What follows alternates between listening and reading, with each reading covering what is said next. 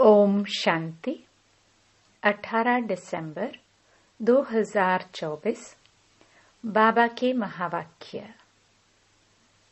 मीठे बच्चे, सर्वशक्तिमान बाप से बुद्धि योग लगाने से शक्ति मिलेगी। याद से ही आत्मा रूपी बैटरी चार्ज होती है। आत्मा पवित्र सतो प्रधान बन जाती है। प्रश्न। संगम युग पर तुम बच्चे कौन सा पुरुषार्थ करते हो जिसकी प्रारब्ध में देवता पद मिलता है? उत्तर। संगम पर हम शीतल बनने का पुरुषार्थ करते हैं। शीतल अर्थात पवित्र बनने से हम देवता बन जाते हैं।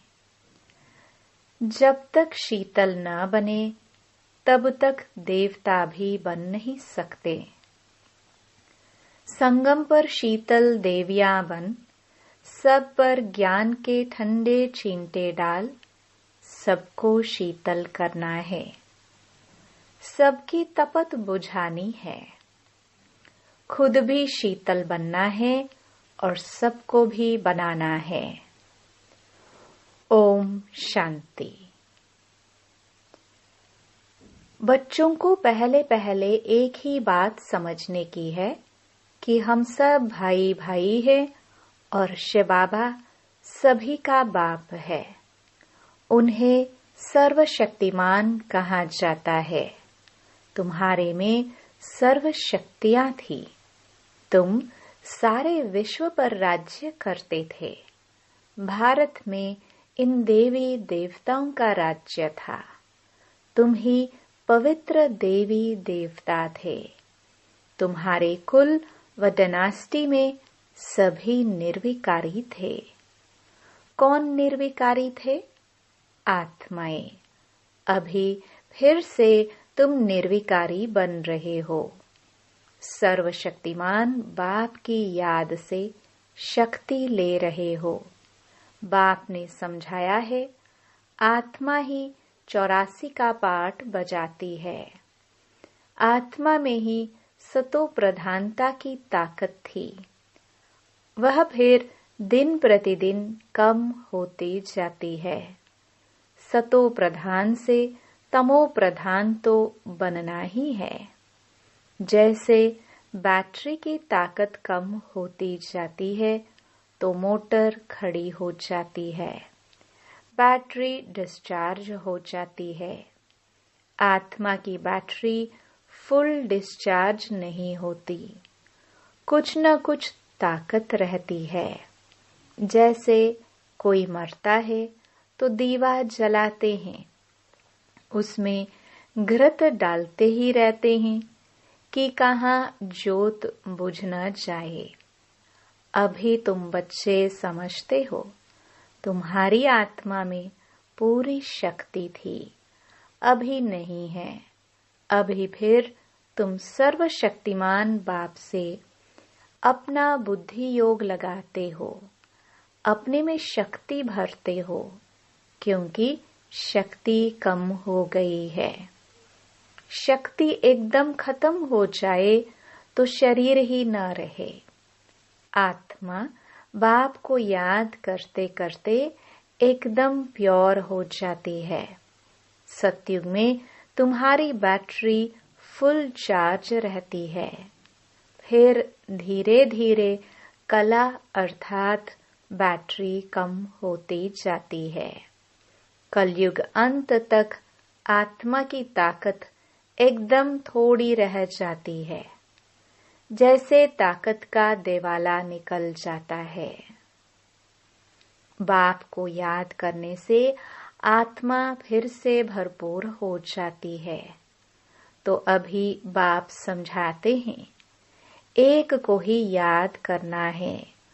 ऊंच ते ऊंच है भगवंत। बाकी सब है रचना। रचना को रचना से हद का वर्षा मिलता है। क्रिएटर तो एक ही बेहद का बाप है। बाकी सब हैं हद के। बेहद के बाप को याद करने से बेहद का वर्षा मिलता है। तो बच्चों को दिल अंदर समझना चाहिए कि बाबा हमारे लिए स्वर्ग, नई दुनिया स्थापन कर रहे हैं। ड्रामा प्लान अनुसार स्वर्ग की स्थापना हो रही है, जिसमें तुम बच्चे ही आकर राज्य करते हो। मैं तो एवर पवित्र हूँ। मैं कभी गर्भ से जन्म नहीं लेता हूँ, न देवी देवताओं की तरह जन्म लेता हूँ। सिर्फ तुम बच्चों को स्वर्ग की बादशाही देने के लिए, जब यह बाबा 60 वर्ष की वानप्रस्थ अवस्था में होता है, तब इनके तन में मैं प्रवेश करता हूँ। यही फिर नंबर 1 तमो प्रधान से नंबर 1 सतो प्रधान बनता है। ऊंच ते ऊंच है भगवान, फिर है ब्रह्मा विष्णु शंकर, सूक्ष्म वतन वासी। यह ब्रह्मा विष्णु शंकर कहाँ से आए?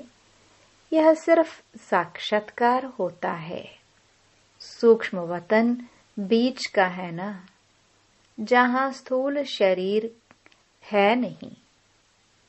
सूक्ष्म शरीर सिर्फ दिव्य दृष्टि से देखा जाता है। ब्रह्मा तो है सफेद वस्त्रधारी, वह विष्णु है हीरे जौहरों से सजा सजाया। फिर शंकर के गले में नाग आदि दिखाते हैं। ऐसे शंकर आदि कोई हो नहीं सकता। दिखाते हैं। अमरनाथ पर शंकर ने पार्वती को अमर कथा सुनाई। अभी फिर सूक्ष्म वतन में तो मनुष्य सृष्टि है नहीं, तो कथा वहां कैसे सुनाएंगे? बाकी सूक्ष्म वतन का सिर्फ साक्षात्कार होता है। जो बिल्कुल पवित्र हो जाते हैं, उनका साक्षात्कार होता है। यही फिर सत्युग में जाकर स्वर्ग के मालिक बनते हैं। तो बुद्धि में आना चाहिए कि इन्होंने फिर यह राज्य भाग्य कैसे पाया। लड़ाई आदि तो कुछ होती नहीं है। देवताएं हिंसा कैसे करेंगे? अभी तुम बाप को याद कर राजाई लेते हो, कोई माने व ना माने। गीता में भी है, देह सहित देह के सब धर्मों को भूल मामेकम याद करो। बाप को तो देह ही नहीं है जिसमें ममत्व हो। बाप कहते हैं, थोड़े समय के लिए इस शरीर का लोन लेता हूँ, नहीं तो मैं नॉलेज कैसे दूं? मैं इस झाड़ का चैतन्य बीज रूप हूँ। इस झाड़ की नॉलेज मेरे ही पास है। इस सृष्टि की आयु कितनी है, कैसे उत्पत्ति पालना विनाश होता है, मनुष्यों को कुछ पता नहीं है। वह पढ़ते हैं हद की पढ़ाई। बाप तो बेहद की पढ़ाई पढ़ाकर बच्चों को विश्व का मालिक बनाते हैं। भगवान कभी देहधारी मनुष्य को नहीं कहा जाता। इन्हों को ब्रह्मा विष्णु शंकर को भी अपने सूक्ष्म देह है, इसलिए इन्हें भी भगवान नहीं कहेंगे। यह शरीर तो इस दादा की आत्मा का तख्त है। अकाल तख्त है ना। अभी यह अकाल मूर्त बाप का तख्त है। अमृतसर में भी अकाल तख्त है। बड़े बड़े जो होते हैं वहां अकाल तख्त पर जाकर बैठते हैं। अभी बाप समझाते हैं, ये सब आत्माओं का अकाल तख्त है। आत्मा में ही अच्छे व बुरे संस्कार होते हैं। तब तो कहते हैं यह कर्मों का फल है। सब आत्माओं का बाप एक ही है। बाबा कोई शास्त्र आदि पढ़कर नहीं समझाते हैं। यह बातें भी शास्त्रों आदि में नहीं है। तब तो लोग छिड़ते हैं, कहते हैं यह लोग शास्त्रों को नहीं मानते। साधु संत आदि गंगा में जाकर स्नान करते हैं तो क्या पावन बन गए? वापस तो कोई जा नहीं सकते, सब पिछाड़ी में जाएंगे। जैसे मकड़ों का झुंड व मक्खियों का झुंड जाता है, मक्खियों में भी क्वीन होती है, उनके पिछाड़ी सभी जाते हैं। बाप भी जाएंगे तो उनके पिछाड़ी सब आत्माएं भी जाएंगी। मूल वतन में भी जैसे सभी आत्माओं का झुंड है, यहाँ फिर है सभी मनुष्यों का झुंड। तो यह झुंड भी एक दिन भागना है। बाप आकर सभी आत्माओं को ले जाते हैं। शिव की बारात गाई हुई है। बच्चे कहो व बच्चियां कहो, बाप आकर बच्चों को याद की यात्रा सिखलाते हैं। पवित्र बनने बगैर आत्मा घर वापस जा नहीं सकती। जब पवित्र बन जाएंगी तो पहले शांति धाम में जाएंगी, फिर वहां से आहिस्ते आहिस्ते आते रहते हैं, वृद्धि होती रहती है। राजधानी बननी है ना, सभी इकट्ठे नहीं आते हैं। झाड़ आहिस्ते आहिस्ते वृद्धि को पाता है ना। पहले पहले आदि सनातन देवी देवता धर्म है जो बाप स्थापन करते हैं। ब्राह्मण भी पहले पहले वही बनते हैं जिन्हें देवता बनना है। प्रजापिता ब्रह्मा तो है ना, प्रजा में भी भाई बहन हो जाते हैं। ब्रह्मा कुमार कुमारियां तो यहाँ ढेर बनते हैं। जरूर निश्चय बुद्धि होंगे तब तो इतने ढेर मार्क्स लेते हैं। तुम्हारे में जो पक्के हैं वह यहाँ पहले आते हैं, कच्चे वाले पिछाड़ी में ही आएंगे। मूल वतन में सभी आत्माएं रहती हैं, फिर नीचे आती हैं तो वृद्धि होती जाती है। शरीर बिगर आत्मा कैसे पाठ बजाएगी? यह पाठधारियों की दुनिया है जो चारों युगों में फिरती रहती है। सतयुग में हम सो देवता थे, फिर क्षत्रिय वैश्य शूद्र बनते हैं। अभी यह है पुरुषोत्तम संगम युग। यह युग अभी ही बनता है जबकि बाप आते हैं। यह अभी बेहद की नॉलेज बेहद का बाप ही देते हैं। शिव को अपना शरीर का कोई नाम नहीं है। यह शरीर तो इस दादा का है। बाप ने थोड़े समय के लिए यह लोन लिया है। बाप कहते हैं हमको तुमसे बात करने के लिए मुख तो चाहिए ना। मुख न हो तो बाप बच्चों से बात भी न कर सके। फिर बेहद की नॉलेज भी इसी मुख से सुनाता हूँ, इसलिए इसको गौमुख भी कहते हैं। पहाड़ों से पानी तो कहाँ भी निकल सकता है, फिर यहाँ गौमुख बना दिया है, उससे पानी आता है। उन्हें फिर गंगा जल समझ पीते हैं।